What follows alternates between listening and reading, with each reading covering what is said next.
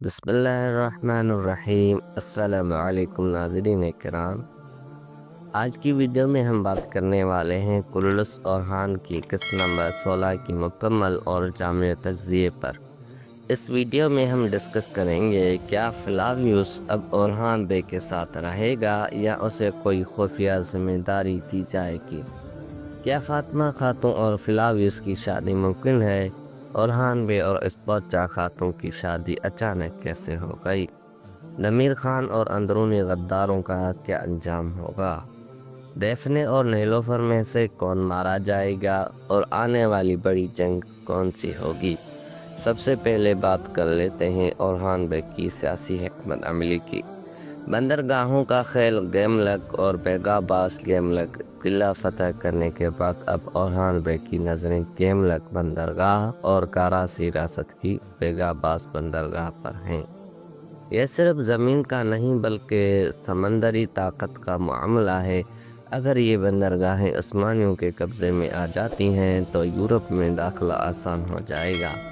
Hungary, Venice اور بلقان کی سمت پیش قدمی کا دروازہ یہی راستہ کھولتے ہیں، لیکن ضمیر خان اس اتحاد کو دل سے قبول نہیں کر رہا۔ وہ بظاہر مذاکرات کرتا ہے مگر اندر ہی اندر سازش تیار کر رہا ہے۔ امکان یہی ہے کہ وہ اورحان بے کو جال میں پھنسانے کی کوشش کرے گا، مگر اورحان بے اپنی حکمت عملی سے یہ چال ناکام بنا دیں گے۔ فلاویوس کا نیا کردار۔ فلاویوس کی اصل شناخت سامنے آ چکی ہے۔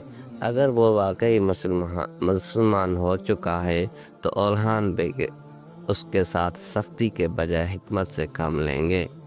قوی امکان ہے کہ اسے معاف کیا جائے، اس کی وفاداری آزمائی جائے اور اسے ازنیک میں بطور خفیہ نمائندہ بھیجا جائے۔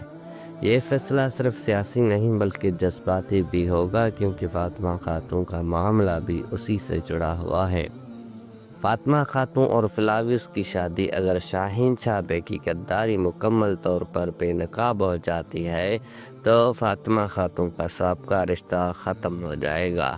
ایسے میں فلاویوس کے لیے راستہ کھل سکتا ہے، لیکن شادی فوری نہیں ہوگی۔ پہلے فلاویوس کو خود کو ثابت کرنا ہوگا۔ ممکن ہے اس کا نام بھی بدل دیا جائے اور وہ عثمانی صف میں شامل ہو کر نئی فتوحات کا حصہ بنے۔ اورحان بے اور اسپوچا خاتون کی شادی۔ یہ شادی واقعی اچانک محسوس ہوئی۔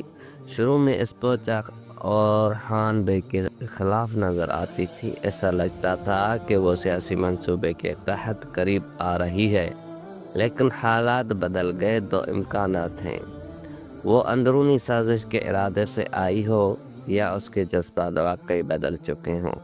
میرا تجزیہ یہ ہے کہ ابتدا میں اس کا مقصد سیاسی تھا، مگر رفتہ رفتہ اس کے دل میں نرمی پیدا ہو گئی اور وہ اورحان بے کے خلاف کوئی بڑا نقصان نہیں کرے گی۔ ڈیفنے یا نیلوفر کون جائے گا؟ ٹریلر میں دونوں کرداروں کا گرنا دکھایا گیا ہے۔ تاریخی لحاظ سے نیلوفر اہم شخصیت ہے، اس لیے اس کا جانا کم لگتا ہے۔ زیادہ امکان ڈیفنے کے کردار کے ختم ہونے کا ہے تاکہ کہانی کو نیا موڑ دیا جا سکے۔ نئی جنگ کی تیاری۔ کہانی تیزی سے ازنیک اور پھر پالیکانوں کی جنگ کی طرف بڑھ رہی ہے۔ ازنیک کی فتح عثمانیوں کے لیے بڑی کامیابی ہوگی اور اس کے بعد بازنطینیوں کے ساتھ فیصلہ کن معرکہ دیکھنے کو مل سکتا ہے۔